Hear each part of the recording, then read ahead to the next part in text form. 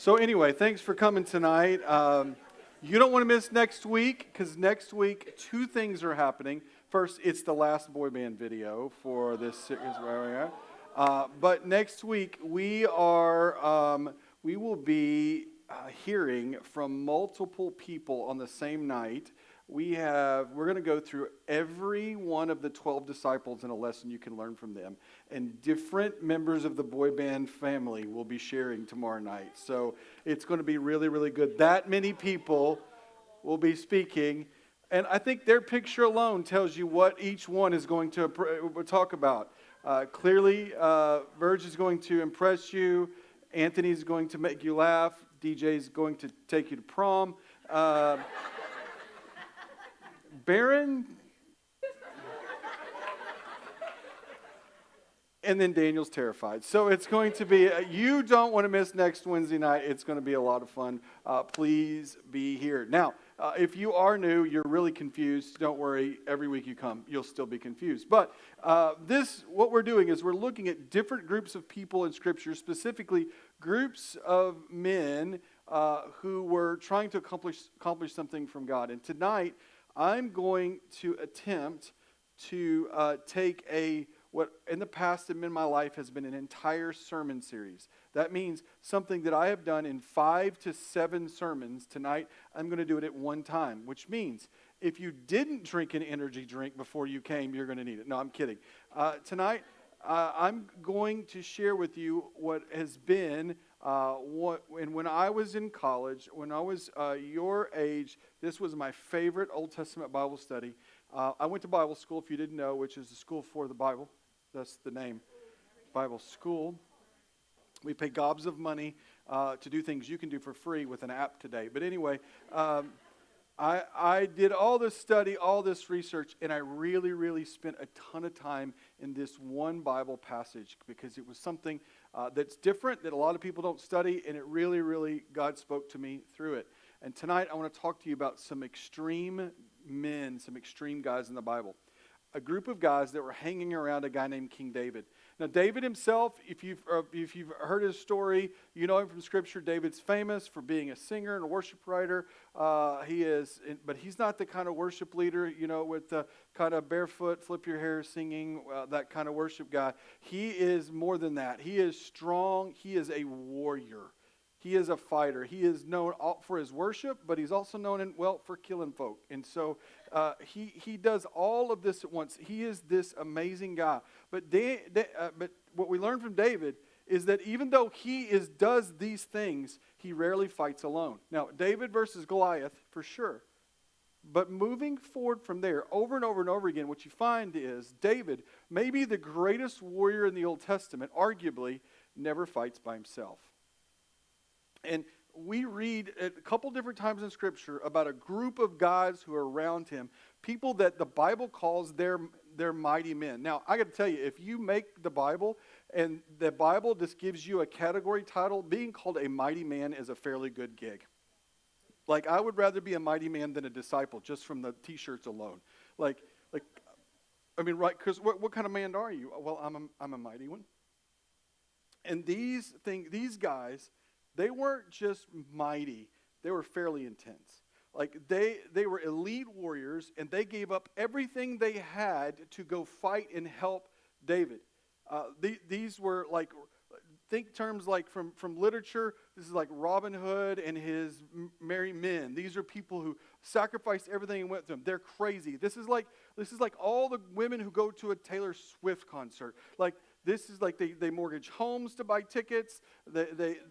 They do whatever they can to be there. Their goal is to get the T-shirt and say they're there. These people are out of control. But they're out of control not because they're crazy. They're out of control because they love David. They have this incredible relationship with him. And hanging out with David at this point wasn't all that great. Now, eventually in the story, David becomes king, and being a friend of the king is a good deal. Because the king has a castle has a big table has lots of food. Like being with the king is a good deal. They were David's friend long before he was ever king. Freebie right here.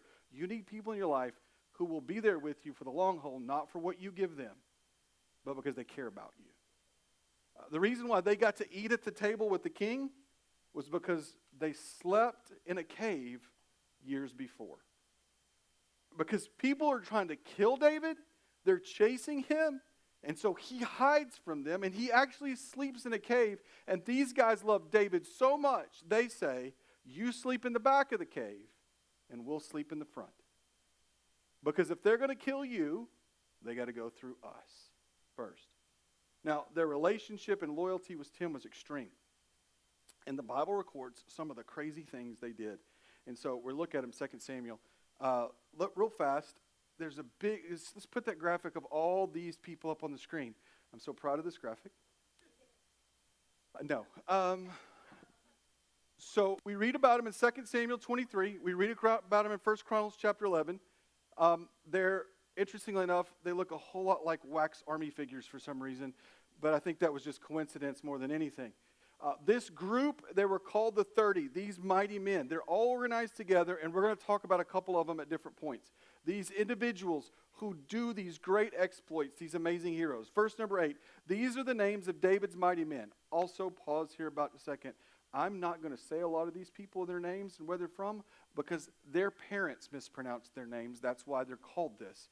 And so they're just some crazy ones. So, David's mighty men, Josheb Bashebeth, a Tahecomite, was chief of the three. He raised his spear against 800 men who he killed in one encounter. Next to him was Eleazar, son of Dodai, the Aoite. As one of the three mighty men, he was with David when they taunted the Philistines, gathered at pass, don't say that word in public, for battle. Then the men of Israel retreated, but he stood his ground and struck down the Philistines till his hand grew tired and did what? Froze to the sword. And the Lord brought about a great victory that day. The troops returned to Eleazar only to strip the dead. Now that guy, Dodo, can you imagine what his life was like growing up? A playground, if your dad's name was Dodo or Dodai, you'd have some difficulties. You might turn out to be a warrior. You never know. He was picked on quite a bit. He killed so many people at one time that his hand froze to the sword. If you ever been working in your yard, you've been all day long, and you're raking leaves, not blowing it like a modern person, like with a real rake, with the oppressive thing that your parents did, and you worked so long, and when you were done, your hand stuck in the same sort of. You ever done that? This guy does this with a sword, and it's so tight that he killed so many people that he couldn't let go of the sword when he wanted to. Verse 11, next to him was Shema. If I'd had a son, I wanted to name him Shema Jumper. You laugh because wouldn't that have been awesome? Like, how many of you would have? Never mind. So, he was son of Ag. Anyway, the Herathite. When the Philistines banded together at a place where there was a field of lentils, which is beans, Israel's troops fled from them. But Shema took his stand in the middle of the field. He defended it and struck the Philistines down, and the Lord brought about a great victory.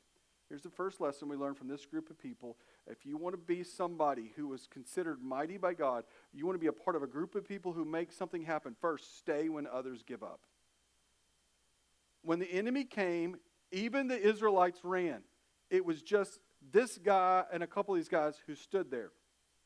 When the good guys ran, these guys stood strong. This isn't a life of balance. This isn't like I'm going to have my me time. This isn't a staycation. This isn't pulling away. This is when it's tough, we need all hands on deck for Jesus. There comes a moment in everyone's journey, and I hate to bust your bubble. You're going to hear it a couple times tonight, that I know life is difficult, and I know life is tough, but sometimes the response to life being difficult is not for you to retreat and go to the spa. Sometimes the most important thing you can do when life is tough is to stand stronger and to fight with the Lord. That giving up and retreating is exactly that, retreating. Now, I've got some bad news. Some of your friends, some of the people you're closest to, maybe even people you go to church with, possibly even people in this room, at some point they may leave you abandoned in a field. Everything's good when the worship music is going. Everything's great when there's boy band videos with people who can't dance trying to dance on a screen. Sorry, Gabrielle, there was only a couple of them. Anyway, she's offended for them. But there will be people who have been with you all along the way who will bail on you because they've bailed on Jesus. Some of you, you're the only one serving Jesus in your family. And when everyone runs away and pressures you, you've got to stay. You've got to stay. Say that word with me. Stay. This may be the most important thing you hear tonight. Some of you, it's time to stay. You think that when I come, everything's going to get better, and when it doesn't get better, it gets hard. When Heidi and I, when our child was born, it was hard. We didn't get the option to suddenly say, I'm sorry, Morgan, we're done with you. Just because you've pooped on yourself again. That doesn't work. We have to stay. You need to stay when others give up.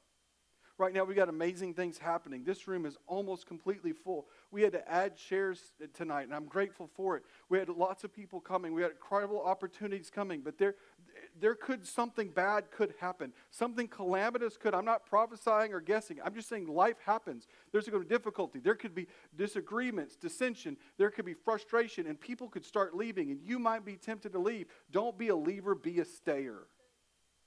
When others give up, stay. Remember that guy with the sword? He held it so tight, no matter what came, his hand froze. I wanted my life to be frozen to the task. I want to be so committed that even if I tried to let go from life, I couldn't because my muscles were frozen in place. I want my spiritual life to be so committed and so strong that even if I'm tempted to walk away or wonder, my entire training keeps me firm. In fact, what I've learned in my life is it is the habits, it is the consistency, it is the things that I require myself to do that I learn to do naturally and repeated without even thinking that give me strength and staying power when I want to quit. I'm doing it because that's what I've always done, and my muscles in my life do it. Be a stayer. Now, some of you're graduating high school or you're graduating college, you're about to move to another place, you're going to relocate to another city, another state, you're going to go to college somewhere else, just life may move you to a different place. You need to you better make sure that you are so committed to staying that things like going to church on Sunday is not an option for you because that's what you do. You're just a sticker, you're a stayer. You're like, where do I go to church? I don't want to figure it out. The answer to that is you should go. You're like, where should I go? At that point, you don't care. You know why? Because you're frozen to the place. And you're going to keep going because that's what you do. You're a stayer. When things are difficult, when you have hundreds of people running at you, keep coming to church. Keep reading your Bible. Get involved in ministry. Stick with it. Learn to be with it. Do it over and over again so many times. Hey, guys, I'm really convinced that we need an incredible move of God in this group of people. We need a group or a generation that will stick through to the end. We can start well, but we have to finish well. I want to freeze to the sword. I want to be frozen to the task. I think too many people run at the first sign of trouble. And again, I'm not trying to cause some challenges for you, but I think some of us run at the first sign of worry. One of the consequences of all of us being a part of the anxious generation, all of us being a part of the attack of social media on our mental health and all that, is the moment it begins to feel uncomfortable, we run. Sometimes the only way you overcome the anxiety is refuse to succumb to it and push through it. Sometimes, not every time, but sometimes your first reaction is not to, I feel bad. Sometimes it is to, I will push through this till I accomplish this, till I cross this mountain. We freeze to it even when it doesn't feel good. Some of you, it's time to stand up. It's time to buck up. It's time to get moving forward and to follow the instructions of Jesus in Matthew chapter 6 when he says, do not worry about your life. Don't even worry about what you eat or you drink. Just keep going. Be someone who stays. Now, next to him, verse 11, was Shema, son of Agi the Herite, Philistines banded together. We said that. Verse 13, during harvest time, 3 of the 30 chief men came down to David at the cave of Adullam, while a band of Philistines was encamped in the valley of Rephaim. Now, let me pause here a second and say, all these names, all these locations, you can get lost in your mind. Don't get stressed about who's who and what group of 30 and which band of 3. There's a big graphic at some point you can download. That's not important. Don't be obsessing yet about where they're from or what their names are. Just be obsessed about what they do. Watch. At that time, David was in his stronghold, and the Philistine garrison was at Bethlehem. Now, this is where David is from. This is kind of like David's hometown. And David is hanging out with his buddies, and he longed for water, and he said, oh, that someone would get me a drink of water from the well near the gate of Bethlehem. It's hard to kind of understand, but it's kind of like if you're out of town, you're gone, and all you can think of is, I wish I had something to eat, something from it. So like when I travel, you guys know I travel overseas a lot. I go to Africa, go to Asia. Sometimes the first thing I want to do when I come home is I want to go to the taco truck. It's like that's what I want to go to the taco truck. That's what I want. I want a David's burger. Not the 1 patty, the 2 patty. And if Heidi ain't with me, it's a 2 patty and the French fries. And so, cheddar, ketchup only, lettuce not so much because I've been eating it everywhere I go. So like right there, I want the grease in my lip. I want it to come here. I want to have to throw away the T-shirt because there's a blotch right here that will not come out. It's a stayer.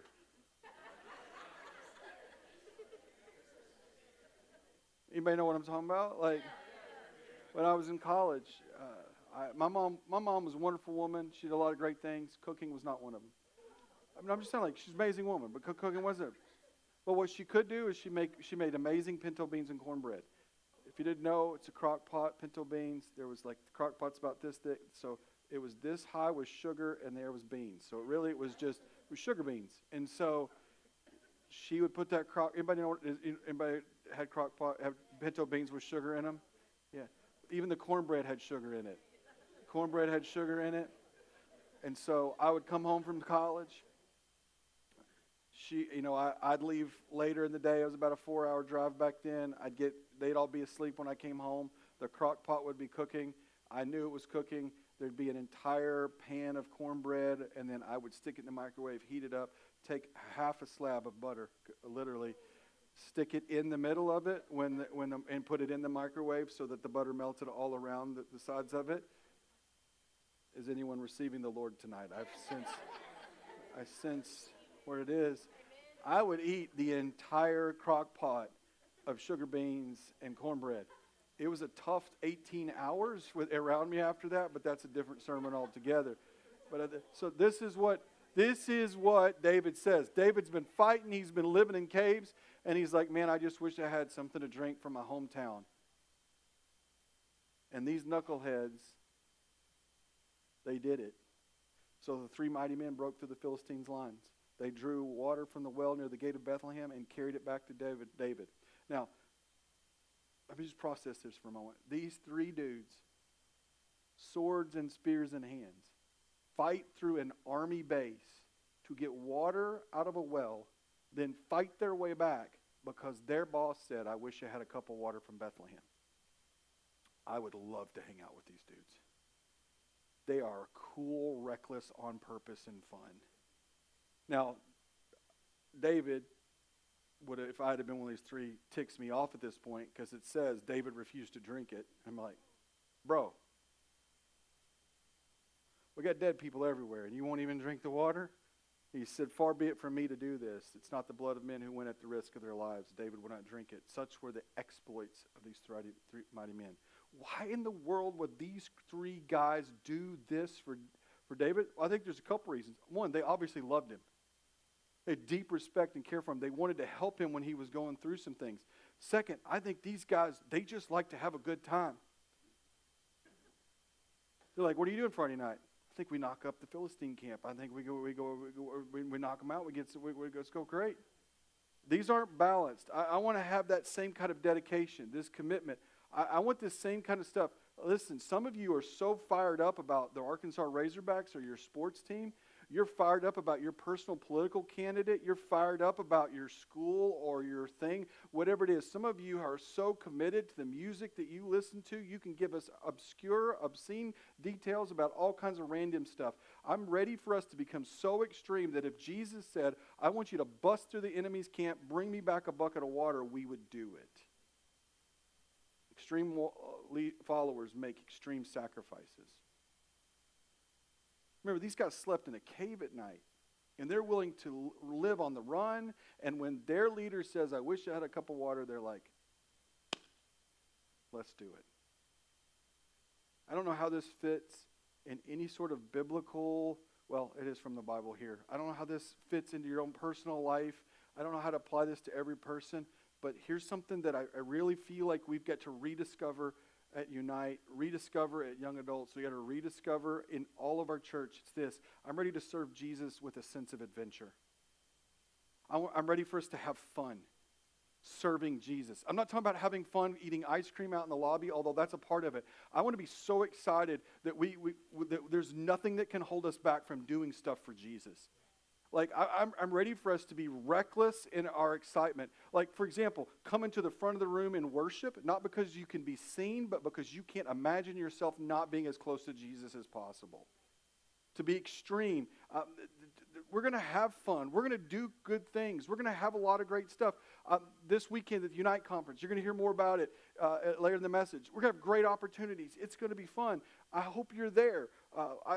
This Sunday night is Connect with God here at First and LR. So Sunday evening, we have a Connect with God service. Afterwards, we're all going to go to Andy's afterwards. And we're going to have fun. We're going to hang out. It's going to be a great, good time. But here's the thing. I want to pursue Jesus so passionately. I want to be so extreme in serving him. I want our group to be so fired up that we're like, how much fun will this be? Like, not playing games, not winning gift cards, but how much fun will it be to serve the Lord well? David's mighty men went looking for fun in a fight. And guys, we've been looking for fun, but we haven't been willing to look for the fight. And I'm ready for us to fight. Not each other, but to fight the enemy. It's time we take stands against some stuff. It's time we say we're going to be strong, and we're going to stand for faith, and we're going to stand for Jesus, and we don't care, because if he says he wants a drink from Bethlehem, stay out of my way. We're going to do something for God. That's why in the month of May, we're devoting it entirely to this, the Ignite, committing to serving Jesus together in spiritual disciplines, memorizing Scripture, coming to church more often, bringing people with us to service. Why are we doing this? First of all, it's going to be fun. I think it's going to be crazy fun. The very first time we talked about this, several people were like, I just don't know what people do that. You know what? I don't care if they don't want to do that. I want to be so excited in my pursuit of Jesus that I think, why not? Is it going to be hard? Of course. The harder it is, the more likely I want to do it. We've taken the easy route for too long. It's time to do hard stuff for Jesus. Some of my best memories of young adults and being here at Unite and throughout the years have been when we attempted hard things together. It's going to be things that's going to require you more effort, more energy, more time. Instead of showing up 5 minutes late and leaving as soon as it's over, staying and being engaged. It means coming to other activities. It means like when we say, hey, we're going to get together and shoot boy bands, or we want to do some fun stuff, you stay for hours. You find yourself at 2 o'clock in the morning thinking about how do we connect with other young adults? Or I'm now in my Connect group and we've been going till midnight. Why? Because hard stuff is fun stuff. And hard stuff has amazing rewards. We're going to stay, and we're going to have a sense of adventure. It's going to be great opportunities. We're going to do whatever it takes. My question for all of you is, are you willing to do anything in order to achieve something? Will you allow nothing to stand in your way? Are you willing to go to extremes? Are you willing to take the necessary hard steps? Listen, when I first saw Heidi Hall. I was at a university campus in Springfield, Missouri. I am framed in my mind the moment. I was in her roommate's, or her suite mate's dorm. I can't speak. I was in the dorm room across from her. We were watching ESPN on the TV. The Arkansas Razorbacks were playing SMU. I remember the game. And while I remember the game, I remember the moment she walked in the room.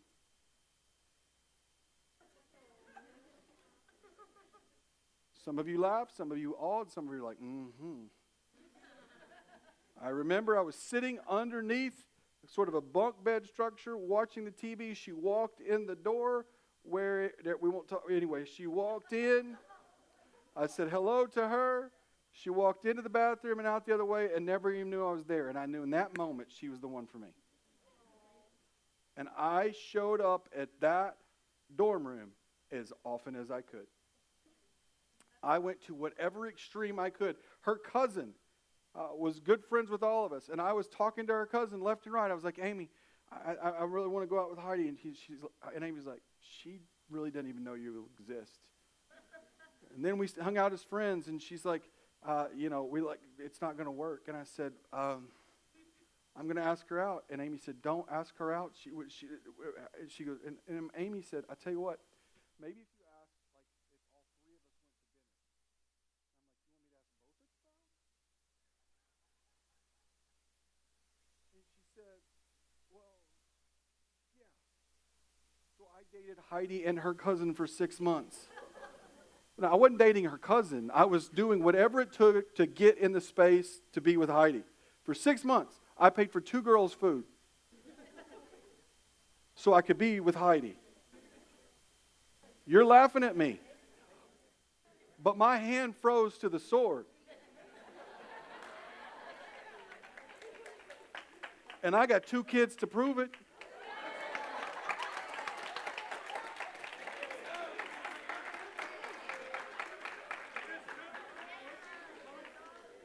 It took her 6 months to know I existed, but when it turned for my good.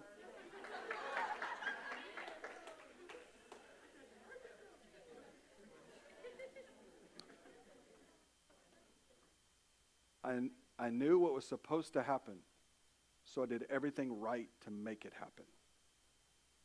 Catch that phrase for a second. Some of you know exactly what needs to happen in your life when your relationship with the Lord. Are you willing to keep doing the right thing to make it happen? Stay. When someone else tries to pull you away, stay. When you get an opportunity to do something else, stay. And have a sense of adventure about it. Stay with a smile on your face. Verse 18, Abishai, the brother of Joab, son of Zeruiah, was the chief of the 3.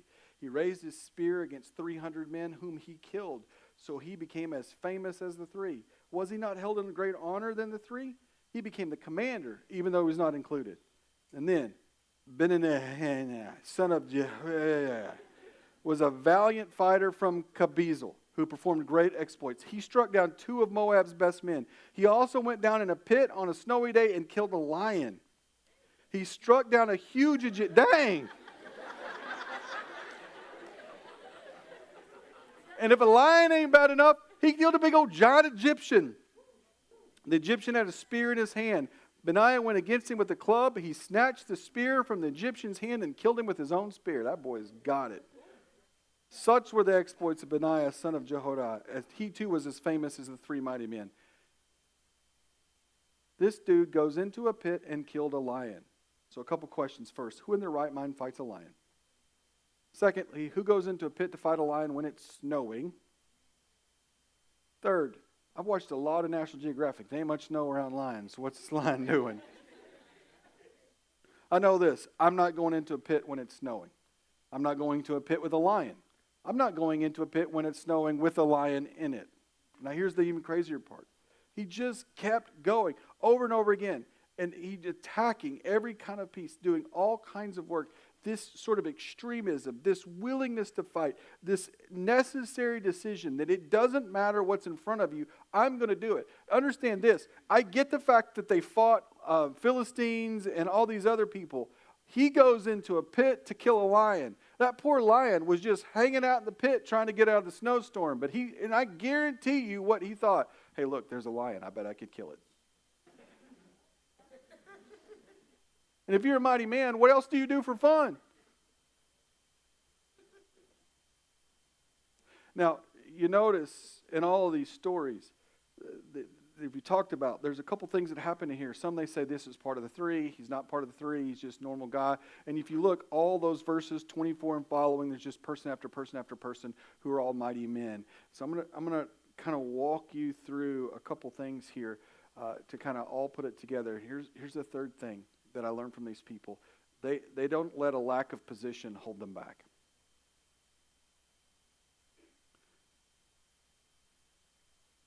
Look back at verse 22. Such were the exploits of Benaiah, son of Jehoiada. He too was as famous as the three mighty men. He was held in greater honor than any of the 30, but he was not included in the three. And David put him in charge of his bodyguard. Now, I don't really understand all this. I don't have time to explain it all. But you got the 30 and then the 3. There's all these categories of the people. Some of them had titles. They're commanders. Some of them are just normal, everyday people. Some of them are just the kind of people who'll go into a pit and kill a lion.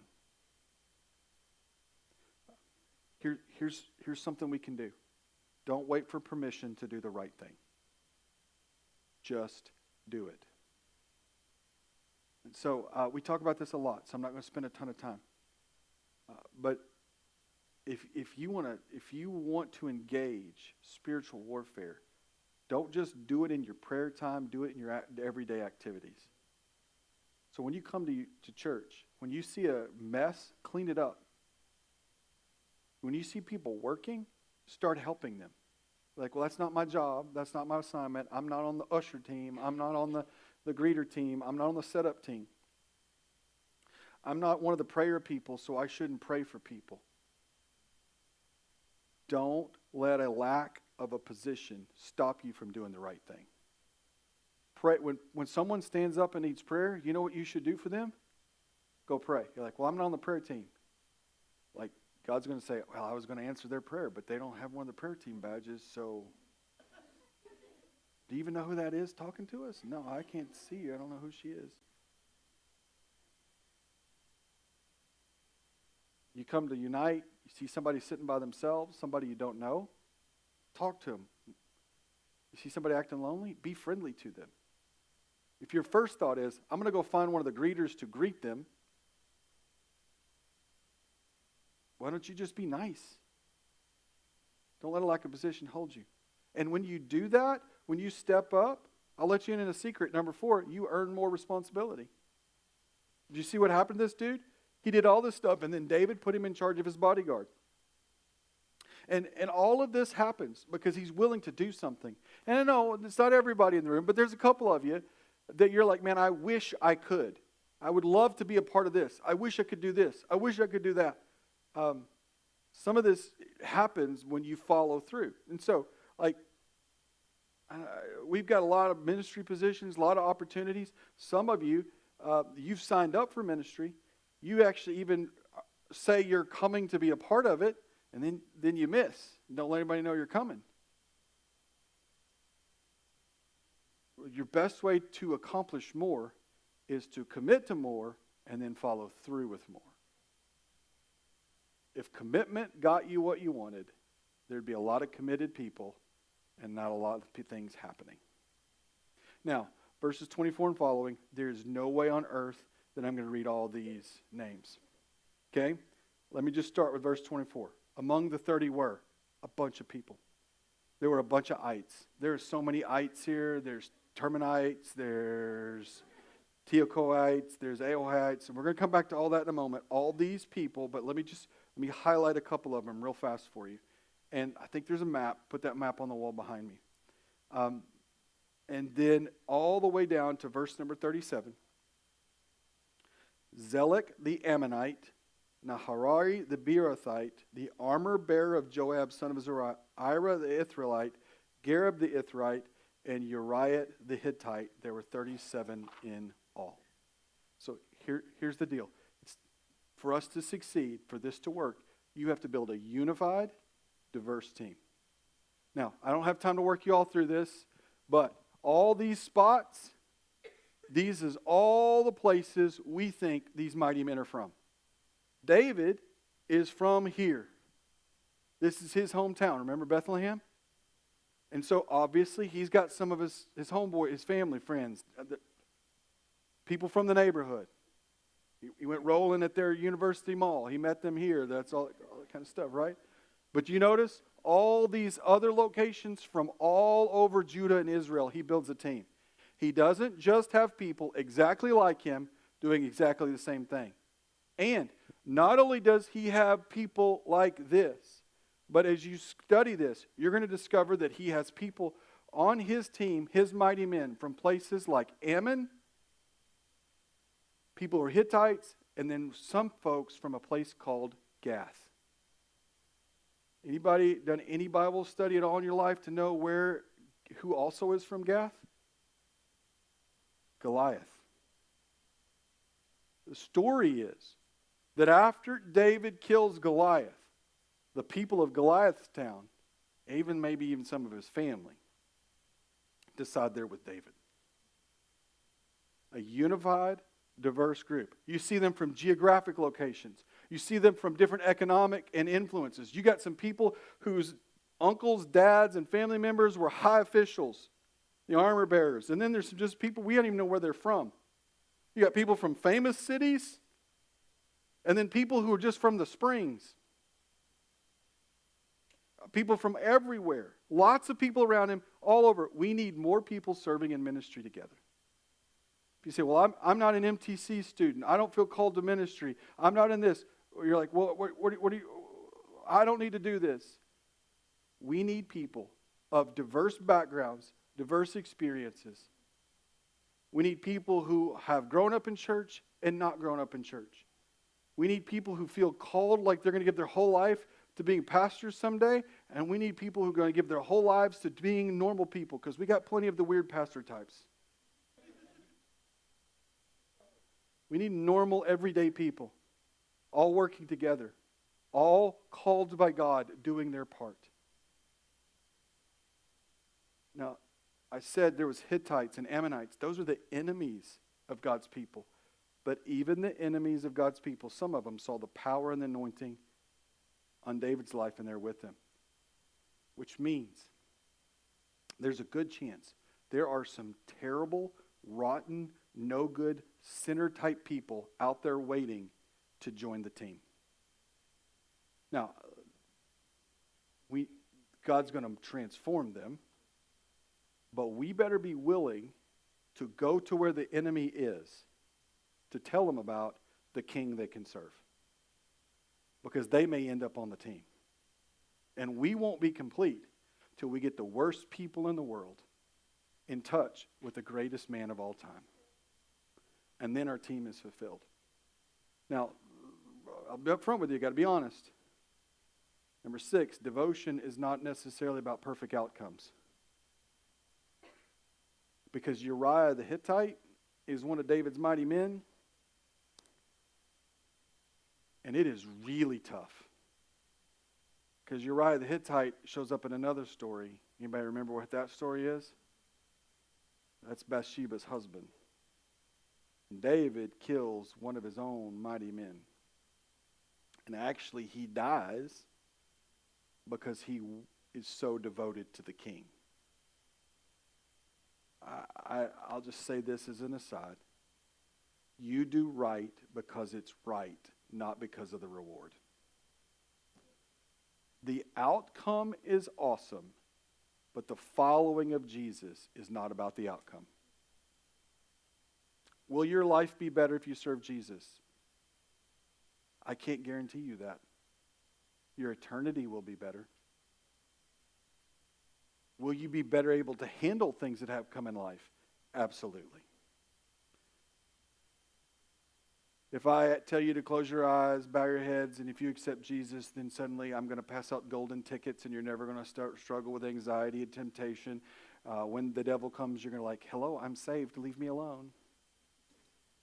And he's like, and runs away. It won't happen that way. Devotion's not about perfect outcomes. And I also have to be upfront with you that sometimes people will let you down. See, only God will remain faithful. Even the woman you're devoted to can fail. But we're not devoted to people as much as we're devoted to the Lord. My hope is built on nothing less than Jesus. Now, committed to each other, committed to leaders, committed to people in my life, committed to this group, committed to my family, yes. But they are not who I'm devoted to. And I love you guys, and I hope you love me. But I am not your Jesus. In fact, a meeting with me might not even be all that great and helpful for you. And several of you should stop nodding your heads right now. Because I get it wrong as much as I get it right. Because I ain't your Savior. And at some point, if I haven't already, I will let you down. And that's not an excuse, that's just the truth. And your devotion to the Lord is not about a group or a church or a person. Your Connect group leader is going to let you down. Your Connections class leader is going to let you down. Your class pastor may let you down. That still doesn't stop us from doing what these people did, and that's finally to take God-sized risks. He doesn't know this, but I'm going to ask Daniel Portillo to come up here. Daniel, where are you at? Come here, Daniel. Y'all give a big hand for Daniel Portillo.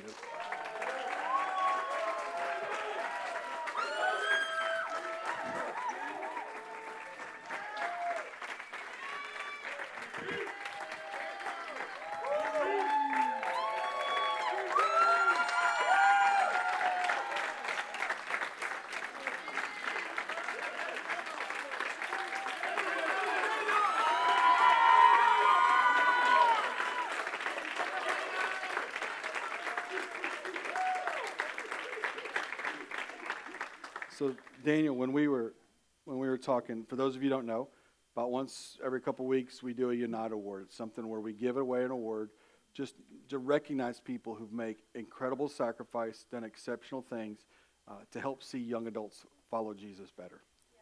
Yeah. And this message had so much talking about, when people were talking this about who we should give, my mind immediately went to Daniel, you're the right one to illustrate this entire message. And here's why. First, what I love about you is you are willing to serve without pushing your way to the front. You lead worship team, you work on social media, you work with photos, whatever, you do in all kinds of areas. Sunday night, you work with Amistad. You're wearing HVKM logo right there. Kids ministry. You are in so many places. And so I just want to say thanks. Thanks for making a difference. Thanks for reaching people for the gospel. With the gospel, thanks for helping us at Unite. Thanks for a difference maker. Thanks for being somebody who stays.